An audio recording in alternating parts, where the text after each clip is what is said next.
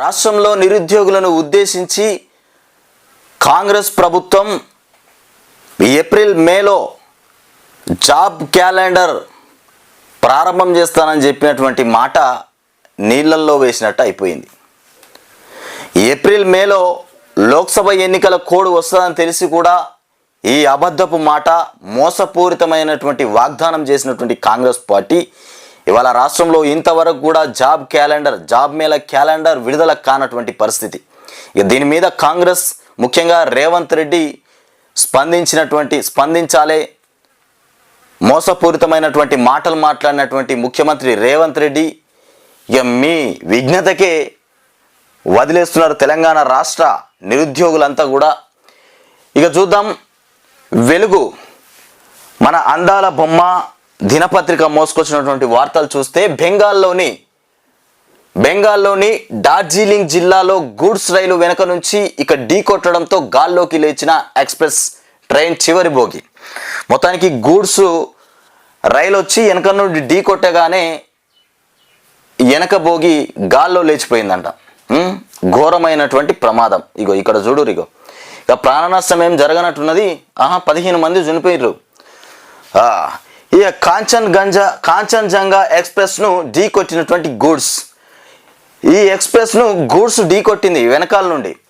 15 మంది మృతి చెందినారు, 60 మందికి గాయాలు కూడా అయినాయంట. మృతుల్లో 3 రైల్వే సిబ్బంది కూడా ఉన్నారు.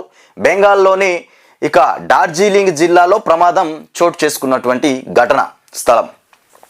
ఇకపోతే రెడ్ సిగ్నల్ను పట్టించుకోకుండా ముందుకు వెళ్ళిన గూడ్స్ రైలు లోకో పైలట్. రెడ్ సిగ్నల్ పడ్డా కానీ పట్టించుకోకుండా గూడ్స్ రైలు లోకో పైలట్ ముందుకు పోయినాయంట. వెనక నుంచి ఎక్స్ప్రెస్ ట్రైన్ను కూడా ఢీకొట్టడంతో గాల్లోకి లేచిన చివరి బోగి. ఇక అందులో పార్సిల్స్ మాత్రమే ఉండటంతో తప్పినటువంటి పెను ప్రమాదం.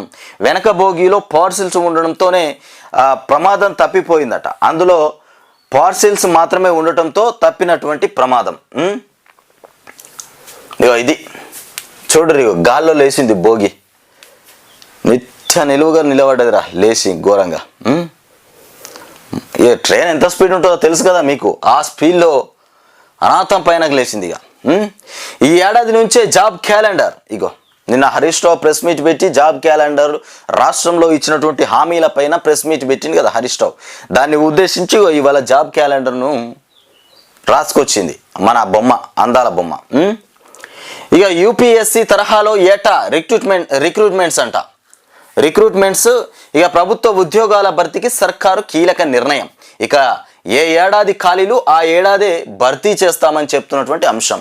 అది చాలా సంతోషకరమైనటువంటి వార్త. ఏ ఏడాది ఖాళీలు ఆ ఏడాదిలోనే పూర్తి చేస్తామంటే అంతకంటే అద్భుతమైనటువంటి సంతోషం ఇంకేమున్నది. ఇక సర్కారు ఆదేశాలతో రంగంలోకి ఆఫీసర్లు. మరి రంగంలోకి దిగిన ఆఫీసర్లు రంగం సిద్ధం చేసి నిజాన్ని అంటే మొత్తానికి ఉద్యోగాలు వేసే ప్రయత్నం చేయాలి. కానీ ఇట్లా పేపర్లకు ప్రకటనలకు కటౌట్స్ ఇవ్వకుండా ఖచ్చితంగా పని జరగాలి. ఇక రేవంత్ ప్రభుత్వంలో ఇక యూపీఎస్సీ కేరళలో విధానం పైన ఇప్పటికే అధ్యయనం. 2 నెలల కిందే ఇక ప్రకటించాలనుకున్న ఎలక్షన్స్తో లేట్ అయిపోయిందట. ఏది జాబ్ క్యాలెండర్ 2 నెలల కిందనే ప్రకటిద్దాం అనుకున్నట, కానీ ఎలక్షన్స్ కోడ్ రావడంతో లేట్ అయిపోయిందని చెప్తారు. వీళ్ళకి తెలుసు లోక్సభ ఎన్నికలు ఏప్రిల్ మేలో వస్తాయని తెలిసి ఉండి కూడా జాబ్ మేళ క్యాలెండర్ అదే నెలలోనే ప్రారంభం చేస్తామని చెప్పడం ఏ రకమైన విషయం చెప్పురు మీరు తెలుసు ఏప్రిల్లో మేలో ఎన్నికలు వస్తాయని తెలుసు, ఎన్నికల కోడ్ వస్తుందని తెలుసు. మరి తెలిసి ఉండి కూడా అదే నెలలో జాబ్ క్యాలెండర్ విడుదల చేస్తామని చెప్పడం ఏంది? ఇక ప్రభుత్వ ఉద్యోగాల భర్తీ పైన రాష్ట్ర సర్కారు కీలక నిర్ణయం తీసుకున్నదట. నోటిఫికేషన్ల కోసం నిరుద్యోగులు ఏండ్లకేండ్లు ఎదురు చూడాల్సినటువంటి అవసరం లేకుండా ఏటా జాబ్ క్యాలెండర్ రిలీజ్ చేయనుంది. ఇక సర్కారు ఆదేశాలతో 2024కు సంబంధించి త్వరలోనే జాబ్ క్యాలెండర్ విడుదల చేసేందుకు కూడా సంబంధిత ఆఫీసర్లు ఏర్పాటు చేస్తున్నారు. మొత్తానికి 2 నెలల కిందే క్యాలెండర్ ప్రకటించాలని అనుకున్నప్పటికీ లోక్సభ ఎన్నికల నేపథ్యంలో వాయిదా పడిందని చెప్తున్నటువంటి అంశం. వాయిదా పడుతుందని తెలుసు. వీళ్ళు ఏ వాగ్దానం చేసినా ముందొచ్చేటువంటి ఆ బంధునో లేకపోతే ముందుగాల వచ్చేటువంటి ఎన్నికల కోడ్నో ఉద్దేశించి చేస్తున్నటువంటి కథలే. రైతు బంధు వేస్తున్నామని చెప్పారు, గతంలో బీఆర్ఎస్ పార్టీ ఎన్నికల కోడ్ ఉండగా రైతు బంద్ వేస్తే ఈసీ ఆపింది. మరి అదే ప్రకారంగా మళ్ళీ వీళ్ళు కూడా ఎన్నికల కోడ్ ఉన్నప్పుడే రైతు బంధు వేసిర్రు. వీళ్ళకి తెలుసు కదా, గతంలోనే ఆగిపోయింది. గతంలోనే బీఆర్ఎస్ పార్టీ వేస్తేనే ఈసీ ఆపింది. మరి మేము వేస్తే మమ్మల్ని ఎట్లా రైతులకు డబ్బులు పంచనిస్తుంది? మాది కూడా ఆగిపోతుందని తెలిసి ఉండాలి కదా. మరి తెలిసి ఉండి కూడా ప్రజల్ని మోసం చేసేటువంటి ప్రక్రియ కాకపోతే ఇంకేమన్నా ఉన్నదా ఇక్కడ? ఎన్నికల కోడ్ సమయంలోనే రైతు బంధు చేసుడు తెలిసి. ఖైరతాబాద్ గణేష్ ఈసారి 70 అడుగులట. విగ్రహ తయారీకి కర్ర పూజ పూర్తి అయిపోయింది. మొత్తానికి ఖైరతాబాద్ గణేష్ ఇప్పుడు 70 అడుగులు ఉండబోతున్నాడట. కర్ర పూజ కూడా పూర్తి అయిపోయిందట. ఇగో ఇది హైదరాబాద్లోనే పెద్ద గణపతి. ఇక సన్నాల సాగుకు రైతులు మొగ్గు. రాష్ట్ర వ్యాప్తంగా ఊపందుకున్న వరి నార్లు. ఇక వానాకాలం సీజన్లో పెరగనున్న సాగు. సన్నాలు సాగు చేయడానికి రైతులు ఎక్కువ మొగ్గు చూపుతున్నారట. ఊపందుకున్నదట ఇక మొత్తం మీద.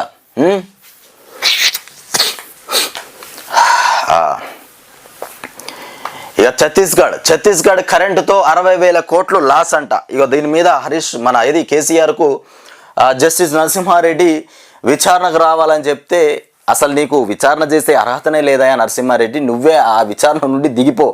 ఆ విచారణ కమిషన్ నుండి నువ్వు దిగిపో. నువ్వు నన్ను విచారణ చేసేదంటే అసొంటి పెద్దోడివా? విచారణ చేసే అంత పెద్దోడివా అని కేసీఆర్ సవాల్ విసిరు. కేసీఆర్ రిటర్న్ లేఖ రాసిండు. ఏది జస్టిస్ నరసింహారెడ్డికి.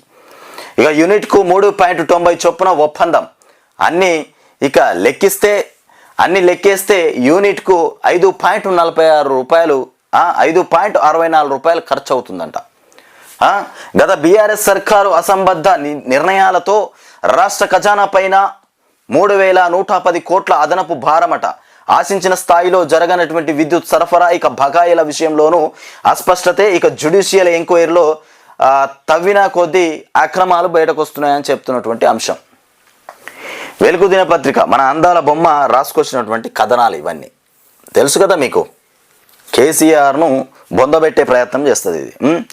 ఇక చెప్పింది ఒకటి, జరిగింది మరొకటి. ఛత్తీస్గఢ్ నుంచి తెలంగాణ ఇప్పటి వరకు 17,996 మిలియన్ యూనిట్ల కరెంటు కొన్నది. ఇక ఇందుకోసం ఇప్పటి వరకు 7,719 కోట్లు చెల్లింపులు చేసింది. ఛత్తీస్గఢ్కు ఇంకా 1,081 కోట్ల బకాయిలు చెల్లించాల్సి ఉందని కూడా తెలంగాణ సర్కారు మొత్తానికి లెక్క తేల్చి చెప్పింది. ఇక దీనికి తోడు ట్రాన్స్మిషన్, ఇకపోతే లైన్ ఛార్జీలు 1,362 కోట్లు అయ్యాయి. ఇక ఇవన్నీ లెక్కేస్తే ఒక్కో యూనిట్ ఖర్చు 5.64కు చేరింది. ఈ 3 అంశాలను చూసినటువంటి రాష్ట్ర ఖజానా పైన దాదాపుగా 3,110 కోట్ల అదనపు భారం పడినట్లు కూడా స్పష్టమవుతున్నటువంటి అంశం. మరి కరెంటు రావాలి కదా. కరెంటు రావాలంటే ఎంత డబ్బైనా ఖర్చు పెట్టుకోవాలి. కేసీఆర్ చేసినటువంటి తప్పేముంది? కరెంటు కొనడం పెద్ద తప్ప? రాష్ట్రానికి కరెంటు తీసుకొచ్చినాడు, కరెంటు లేకపోతే తీసుకొచ్చిండు. దాంట్లో కూడా ఏదో రాష్ట్రాన్ని మొత్తం కుంభకోణం అప్పులమయం చేసిరని మాట్లాడితే 24 గంటల కరెంటు ఎట్లా రావాలి? మరి ఇప్పుడు మీరైనా అప్పులు తేవాల్సిందే, మీరైనా కాంగ్రెస్ ప్రభుత్వమైనా అప్పులు తీసుకురావాల్సిందే. కరెంటు సరిపోకపోతే కొనాల్సిందే. ఇక 28 మంది ఐపీఎస్లు బదిలీ.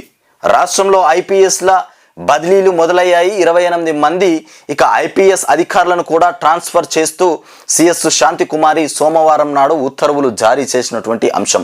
పాటు హైదరాబాద్ సిటీలో ఖాళీగా ఉన్న పోస్టులను కూడా భర్తీ చేసిండ్రట. మొత్తానికి 28 మంది ఐపీఎస్లను బదిలీ చేసిరు. ఇక అణ్వాయుధాలు పెరుగుతున్నాయి. ప్రపంచవ్యాప్తంగా అణ్వాయుధాల సంఖ్య పెరుగుతున్నందున ఇక ప్రయోగానికి 2,000కు పైగా న్యూక్లియర్ వెపన్స్ ఉన్నాయని కూడా సుప్రీ అనే సంస్థ హెచ్చరించింది. ప్రపంచంలో వివిధ దేశాల మధ్య యుద్ధం జరగనున్నటువంటి క్రమంలో అణ్వాయుధ ప్రయోగ ముప్పు పెరిగిందని కూడా ఆందోళన వ్యక్తం చేస్తున్నటువంటి అంశం. మొత్తానికి అణ్వాయుధాలు పెరుగుతున్నాయి, ఆయుధాలు పెరుగుతున్నాయంట. ఇక స్టేజీ పైన ఫ్రీజ్ అయినటువంటి అమెరికా ప్రెసిడెంట్ అంటూ అమెరికా ప్రెసిడెంట్ జో బైడెన్ మరోసారి వింతగా ప్రవర్తించారు. స్టేజిపై కొన్ని క్షణాల పాటు ఫ్రీజ్ అయిపోయారు. ఎటు కదలకుండా అలాగే నిల్చుండిపోయారు. ఇక గమనించిన మాజీ ప్రెసిడెంట్ బరాక్ ఒబామా వెంటనే బైడెన్ చేయి పట్టుకొని అక్కడి నుంచి తీసుకెళ్లారు. అయ్యో, ఈ బైడెన్ ఏంది మళ్ళీ కథ, ఈయన ఎప్పుడు ఏదో ఒకటి చేస్తాడో ఉంది. బైడెన్ ఎప్పుడు ఏదో ఒకటి చేసేటట్టున్నాడు. అట్లనే నిలబడ్డాడట, కదలకుంటా మెదలకుంటా అట్లనే నిలబడ్డాడు. మరి ఎందుకో. ఇక హైదరాబాద్లో దంచి కొట్టిన వాన, ఈదురుగాలు ఉరుములతో భారీ వర్షం కురిసింది. మొత్తానికి హైదరాబాద్లో ఇక వాటర్ మొత్తం రోడ్ల మీద ఇగో నీళ్ళల్లోనే కార్లు పోతూ ఉన్నాయి. ఇక నీళ్ళలోనే ప్రయాణం, రోడ్డు కాదు, ఇక నీళ్ళ మీదనే ప్రయాణం. సోమవారం కురిసిన వానకు అమీర్పేటలో మొత్తం రోడ్డుపై నిలిచినటువంటి నీళ్లు. ఇక ఈదురుగాలులు ఉరుములతో భారీ వర్షం. ఇక గోల్కొండలో విరిగిపడిన 200 ఏళ్ల నాటి చెట్టు, రోడ్లపైకి నీరు చేరడంతో భారీగా ట్రాఫిక్ జామ్. అత్యధికంగా గోల్కొండలో 5.80 సెంటీమీటర్ల వర్షం కూడా కురిసిందట. ఇక ఉన్నత అధికారులతో మంత్రి పొన్నం టెలికాన్ఫరెన్స్, పొన్నమే కదా రవాణా శాఖ, ఉన్నతాధికారులతోని మొత్తానికి టెలికాన్ఫరెన్స్లో మాట్లాడినారట, మంచి జాగ్రత్తలు తీసుకోవాలని. ఇక వయనాడ్ను వదులుకున్న రాహుల్. మొత్తానికి ఇదంతా బీఆర్ఎస్ సర్కార్లో వేసినటువంటి రోడ్లు, అప్పుడు చేసినటువంటి అభివృద్ధి తప్ప ఇప్పుడు కాంగ్రెస్ ప్రభుత్వం వచ్చిన తర్వాత ఎక్కడ కూడా ఇంకా రోడ్ల పనులు స్టార్ట్ కాలే, ఎక్కడ కూడా మరమ్మతులు స్టార్ట్ కాలే. మరి ఈ వర్షాకాలమైన హైదరాబాద్ను మరి మొన్న పొన్నం ప్రభాకర్ ఏ విధంగా చూసుకుంటాడో ఇక చూడాలి. ఇక వయనాడ్ను వదులుకున్న రాహుల్ రాయ్బరేలీ ఎంపీగా కొనసాగింపు ప్రకటించిన పార్టీ చీఫ్ ఖర్గే. ఇక వయనాడ్ నుంచి బరిలో దిగనున్న ప్రియాంక. వయనాడ్ నుంచి బరిలో దిగనున్నటువంటి ప్రియాంక. 10,000 మంది టీచర్లకు ప్రమోషన్లు, ఉత్తర్వులు జారీ చేసిన విద్యాశాఖ. మొత్తానికి 10,000 మంది టీచర్లకు ప్రమోషన్లు వచ్చినాయంట. ఇక సర్కారు భూముల చుట్టూ ఫెన్సింగ్. సంగారెడ్డి జిల్లాలోని విలువైన ల్యాండ్స్ ఇక సంరక్షణకు హెచ్ఎండిఏ మొత్తానికి నిర్ణయం తీసుకుందట. సర్కారు భూముల చుట్టూ ఫెన్సింగ్ చేస్తున్నారట. భూముల చుట్టూ కంచెలు, ఇక ప్లాంటేషన్కు అధికారుల సన్నాహాలు. గత ప్రభుత్వ హయాంలో రాజకీయ అండతో ఇక కబ్జాలు జరిగినాయి కదా. మొత్తానికి ఇప్పుడు అట్లా జరగకుండా మొత్తానికి కంచె వేసి, కనీళ్ళు బాతి కంచె వేసి కాపాడుతారంట ఇప్పుడు ప్రజెంట్ ఇప్పుడు ఉన్నటువంటి ప్రభుత్వం. ఇక పోతే కరెంటు తీగల పైన కాకి లెక్క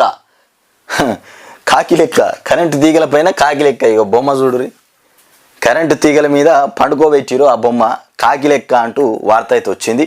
విద్యుత్ కావాలట, లైన్ ఛార్జీలు ఇవ్వొద్దట. ఇక లెక్కకు పనికిరాని సర్కారు లీకు వీరులు. ఇట్లా ఉన్నారు సర్కారు లీకు వీరులు అంటే కాంగ్రెస్ వాళ్ళు. కేసీఆర్ లేఖతో ఆత్మరక్షణలో ఇక ప్రభుత్వ పెద్దలు ఆరోపణలు డొల్లేనని ఇక తేలడంతో కొత్త ఎత్తులు.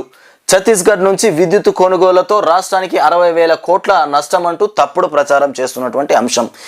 ఈ ఛత్తీస్గఢ్ నుండి విద్యుత్ కొంటే 6,000 కోట్ల నష్టం అనేది ఒక తప్పుడు ప్రచారమే అని చెప్తున్నటువంటి కథ. ఎక్కడ కరెంటు కొన్నా సరఫరా ఛార్జీలు తప్పనిసరి. ఇక దాన్ని నష్టంగా చూపించేందుకు ఆపసోపాలు పడుతున్నారట. ఇక యూనిట్ ధర వచ్చేసి 3.90గా ఉండగా ఎక్కువకు కొన్నట్టు చూపిస్తూ బురద జల్లేటువంటి ప్రయత్నం చేస్తున్నారు. 3.90 పెట్టి కరెంటు కొంటే 5.64 ఖర్చు వస్తుందని చూపెడుతున్నారు. ఇక చూడు, ఇది ఇప్పుడు ఉన్నటువంటి ప్రభుత్వం చూపెడుతున్న కథ. 5.64 రూపాయలు ఖర్చు వస్తుందని చెప్తారు. 5.64 రూపాయలు కాదు, 5.64 ఖర్చు వస్తుందని చెప్తారు. ఇక జాబ్ క్యాలెండర్ జాడేది హరీష్ రావు అడుగుతున్నటువంటి కథ. మరి జాబ్ క్యాలెండర్ వేస్తామని చెప్పినటువంటి ప్రభుత్వం మరి ఇంతవరకు దాని జాడనే లేదు, దాని ఆచూకీ లేదు, దాని మాట కూడా లేదు. నిరుద్యోగ హామీల అమలేది. ఇక 2 లక్షల ఉద్యోగాల భర్తీ ఏమైంది? ఉత్తదే అయింది. ఏమైందంటే ఉత్తదే అయింది. నిరుద్యోగుల తరపున ప్రభుత్వానికి 5 డిమాండ్లు అంట. ఇకపోతే గ్రూప్ 1 మెయిన్కు 1:100 చొప్పున అనుమతించాలి. గ్రూప్ 2 ఇక గ్రూప్ 3లో అదనపు పోస్టులను కూడా కలపాలి. ఇక కాంగ్రెస్ నాయకుల కాళ్ళు పట్టుకున్నా కనికరించడం లేదు. ఇక హామీ ఇచ్చినటువంటి 4,000 ఆసరా పెన్షన్ ఇంకెప్పుడు వేస్తారు? వాస్తవానికి ఈ 4,000 ఆసరా పెన్షన్ వస్తుందని చాలామంది ఎదురు చూసి కొంతమంది ముసలోళ్ళు చచ్చిపోయారు కూడా. ఈ 6 నెలల్లో చాలామంది ముసలోళ్ళు కూడా చనిపోయినారు. ఆ పెన్షన్ రావట్లేదు, పాపం 4,000 వాళ్ళ కళ్ళతో చూసుకుంటారా మరి చూసుకోరా, ఇస్తారా ఇయ్యరా? ఏపీలో చంద్రబాబు నాయుడు మంచిగా మొదటి సంతకం 4,000 రూపాయల పెన్షన్ మీద బెచ్చిపాడేసిండు. ఇకపోతే అంగన్వాడీ ఆశా వర్కర్లకు 1వ తేదీనే జీతాలు చెల్లించాలి. కేసీఆర్ బొమ్మ ఉన్నదని ఇక CMRF చెక్కులు కూడా ఆపేసారు. కేసీఆర్ బొమ్మ ఉన్నదని CMRF చెక్కులు ఆపిర్రట. ఇది పద్ధతేనా? కేసీఆర్ బొమ్మ ఉంటే ఏమవుతుండే? పాపం డబ్బుల కోసం అయితే వాళ్ళు చూస్తూ ఉన్నారు కదా, వస్తాయి అని.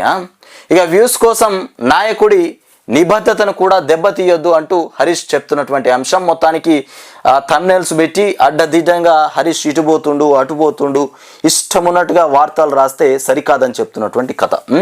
ఇక బీఆర్ఎస్ పార్లమెంటరీ పార్టీ నేతగా ఇక సురేష్ రెడ్డి ఇక నియమించినటువంటి కేసీఆర్ కృతజ్ఞతలు తెలిపినటువంటి కేఆర్ ఇక ఉభయ సభల సెక్రటరీ జనరల్కు కూడా అధికారిక లేఖ.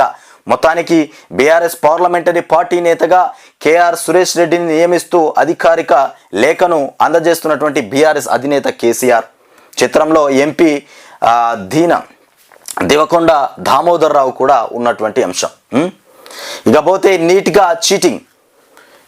చీటింగ్ అంటూ ఎన్డీఏ పాలిత ప్రాంతాల్లో అక్రమాల డొంక. ఇక గుజరాత్ బీహార్లో పేపర్ లీక్ మూలాలు మొత్తానికి రుజువైపోయినాయి.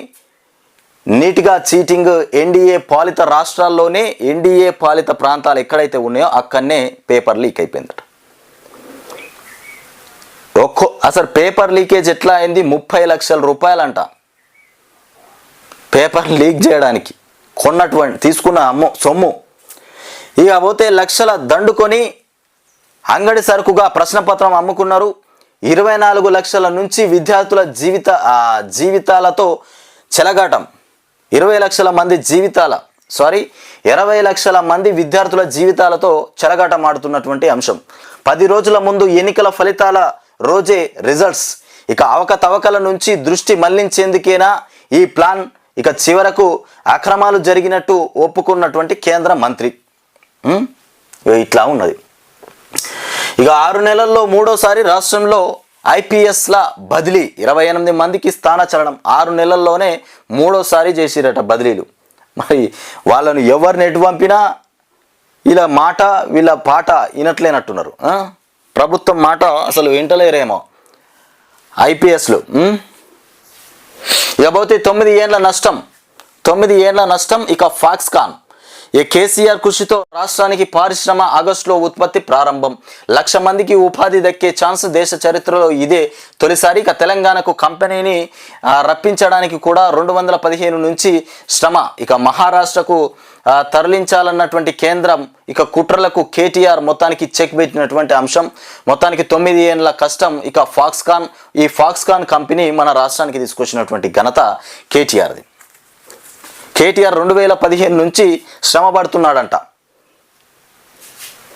ఈ కంపెనీని తీసుకురావడానికి. ఇక నిరుడు కేసీఆర్తో సంస్థ చైర్మన్ యంగ్ లియు సమావేశమైనారు. కిందట మే నెలలో కేటీఆర్ చేతుల మీదుగా శంకుస్థాపన కూడా జరిగింది. నేడు ఉత్పత్తులకు సిద్ధం. ఇక తొలి దశలో 25,000 కొలువులు కూడా. ఇందులో 25,000 కొలువులు ఏకంగా. ఇకపోతే బెంగాల్లో రైలు ప్రమాదం.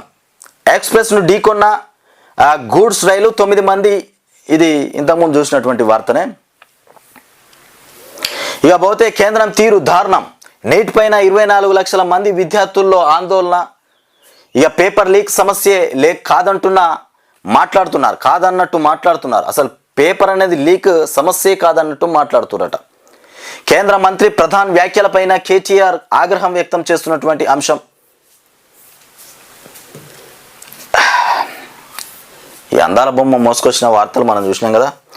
ఇకపోతే ఛత్తీస్గఢ్. కరెంటు పైన పెద్ద రచ్చ.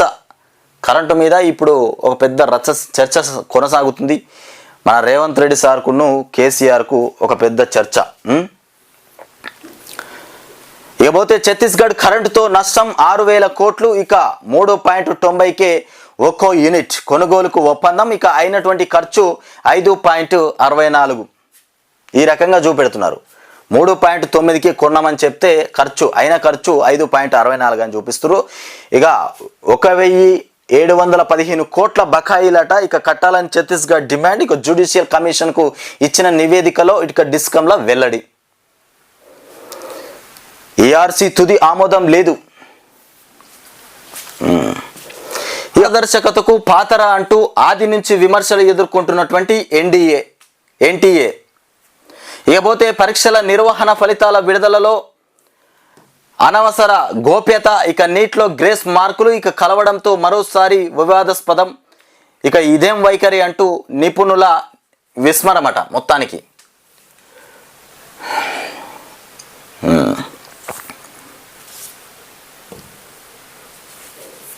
ఈ నీట్ పరీక్ష ఏదైతే ఉందో దేశవ్యాప్తంగా కూడా చాలా ఇది దుర్మార్గమైనటువంటి కథ.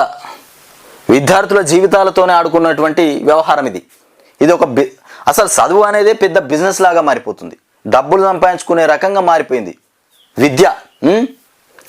ఇకపోతే భారీగా ఐపీఎస్ల అధికారుల బదిలీలు, ఇక ఈపీఎస్ ముందస్తు ఉపసంహరణలో మార్పులు, ఏడాది కాలానికి బదులుగా ఇక నెలల వారీగానే లెక్కింపు, ఇక ఉద్యోగాల భవిష్య నిధి సంస్థలో ఇక 10 ఏళ్ల సర్వీసు పూర్తి అవ్వకుండానే ఉద్యోగుల పెన్షన్ ఇక స్కీమ్ మొత్తానికి ఈపీఎస్లో జమ అయినటువంటి మొత్తాన్ని ఉపసంహరించుకునేటువంటి వారికి వచ్చే డబ్బులు ఇకపై కొంత మేరకు తగ్గనున్నాయి. ఇక ఈపీఎస్ ముందస్తు ఉపసంహరణ చెల్లింపుల గణాంక టేబుల్ను కూడా ఈపీఎఫ్ఓ పూర్తిగా ఇక మార్చేయడమే ఇందుకు కారణమని చెప్తున్నటువంటి అంశం. ఇక జమ్మూ కాశ్మీర్ అసెంబ్లీ ఎన్నికల భాజపా ఇన్ఛార్జిగా కిషన్ రెడ్డి. మొత్తానికి జమ్మూ కాశ్మీర్ అసెంబ్లీ ఎన్నికలు జరగబోతున్నాయట. అక్కడ ఇన్ఛార్జిగా కిషన్ రెడ్డిని నియమించారు. ఇక భారాస పార్లమెంటరీ పార్టీ నేతగా సురేష్ రెడ్డిని కూడా. ఇకపోతే పారదర్శకత లేదా రద్దు చేయండి, ఈవీఎంల పైన రాహుల్ డిమాండ్. ఇక మాస్క్ వ్యాఖ్యలపై కొనసాగుతున్నటువంటి రగడ. ఇకపోతే ఎప్పుడు ఏకగ్రీవం మరి ఈసారి. ఇక లోక్సభ స్పీకర్ ఉప సభాపతి ఎన్నికపై ఇక ఉత్కంఠ. ఆనవాయితీ పాటించకపోతే పోటీ తప్పదంటున్న విపక్షం. ఆనవాయితీ పాటించకపోతే పోటీ తప్పదంటున్న విపక్షం. ఇక ఎప్పుడు ఏకగ్రీవం మరి ఈసారి. లోక్సభ స్పీకర్ ఉప సభాపతి ఎన్నికపైన ఉత్కంఠ. ఉపసభాపతి లోక్సభ ఎక్స్ప్రెస్ ఇక రైలు మనం చూసినాం కదా, మొత్తం మీద గాల్లో తేలింది. వయనాడ్ బరిలో ఇక ప్రియాంక గాంధీ తొలిసారి ప్రత్యక్ష ఎన్నికల బరిలోకి. వయనాడ్లో ఎన్నికలు జరగబోతున్నట్టున్నాయి. మొత్తం మీద వయనాడ్ బరిలో ప్రియాంక గాంధీ తొలిసారి ప్రత్యక్ష ఎన్నికల బరిలోకి. రాయ్బరేలీని ఎంచుకున్న రాహుల్. ఇకపోతే కాంగ్రెస్ సమావేశంలో నిర్ణయం. కాంగ్రెస్ పార్టీ ప్రధాన కార్యదర్శి ప్రియాంక గాంధీ తొలిసారి ప్రత్యక్ష ఎన్నికల బరిలోకి దిగనున్నారు. రాహుల్ గాంధీ ఖాళీ చేయబోయేటువంటి కేరళలోని వయనాడ్ అయితే రాహుల్ గాంధీ వయనాడ్లో ఖాళీ చేయబోతున్నారు కదా. కేరళలోని వయనాడ్లో మొత్తానికి ఈ స్థానం నుంచి ఆమె లోక్సభ ఉప ఎన్నికల్లో పోటీ చేయనున్నారు. రాహుల్ గాంధీ ఖాళీ చేయబోయేటువంటి కేరళలోని వయనాడ్లో ప్రియాంక గాంధీ అక్కడ నుండి పోటీ చేస్తారట. ఇక ఆయన ఆల్రెడీ రాయ్బరేలీలో గెలిచిండు కదా, ఇక అది ఖాళీ అయిపోయింది. అక్కడ ప్రియాంక గాంధీ పోటీ చేయబోతున్నారు. ఇక రాయ్బరేలీ వయనాడు విడిచిపెట్టుకున్నాడు ఇక రాహుల్.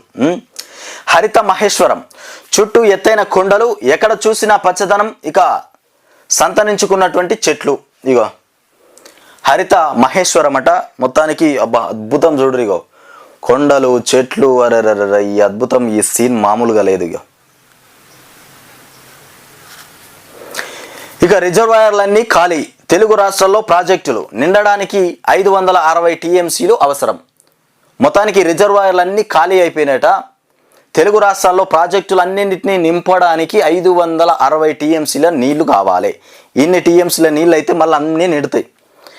ఇక అడిగంటిన నాగార్జున సాగర్ జలాశయం, కృష్ణా గోదావరి బెసిన్లలో రిజర్వాయర్లన్నీ ఖాళీగా ఉన్నాయి. ఇక అన్ని ప్రధాన ప్రాజెక్టులో నీటి నిల్వలు కూడా కనీస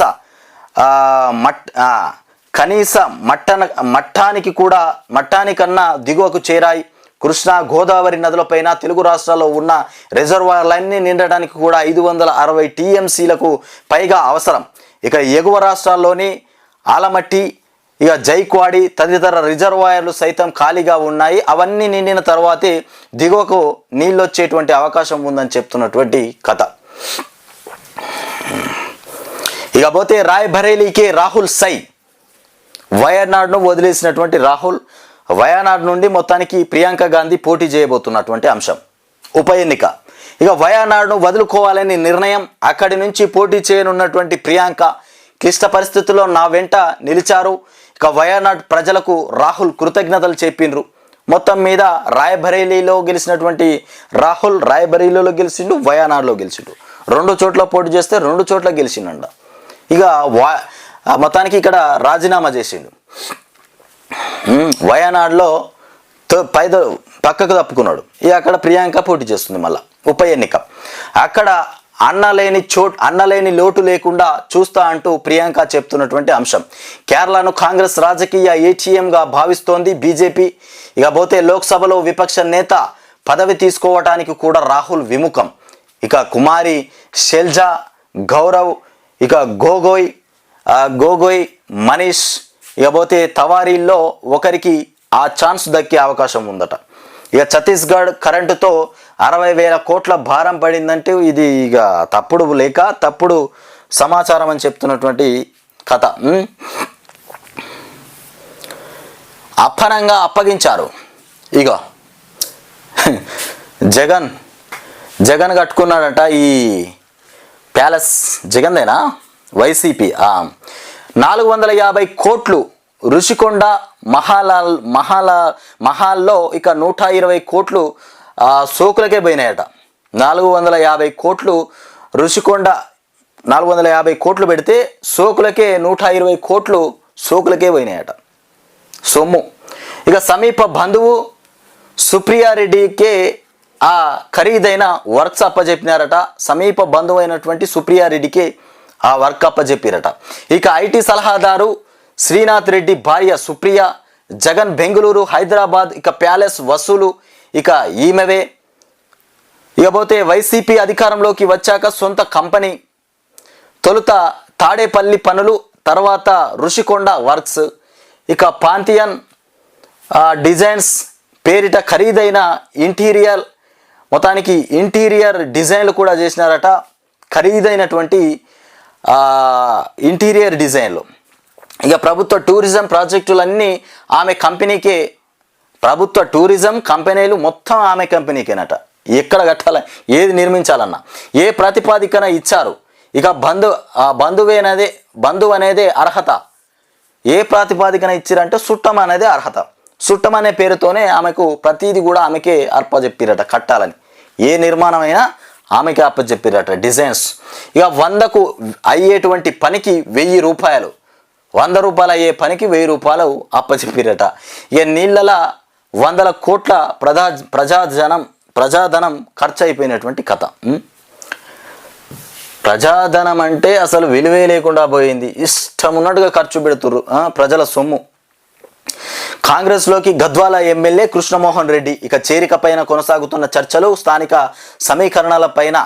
సమీకరణాలపై ఇక కసరత్తు, నిర్ణయం తీసుకోలేదన్న బీఆర్ఎస్ ఎమ్మెల్యే. మొత్తానికి కాంగ్రెస్లోకి గద్వాల ఎమ్మెల్యే కృష్ణమోహన్ రెడ్డి పోవడానికి ఏర్పాట్లు జరుగుతున్నాయట. ఇక పోతారు ఆస్తులు కాపాడుకోవడానికి, అధికారం రావడానికి, విలువలు రావడానికి కొంతమంది ఉంటారులే, దొంగ లీడర్లు వెళ్ళిపోతూనే ఉంటారు. ఇక తొలి ఏకాదశి నుంచి రుణమాఫీ అట. జూలై 17న మొదలు పెట్టి ఆగస్టు దాకా 3 విడతల్లో ప్రక్రియ పూర్తి. 3 కాకపోతే 4 విడతల్లో చేయిర్రి. తొలి ఏకాదశి నుంచి రుణమాఫీ ప్రక్రియ చేస్తామని చెప్తున్నారు.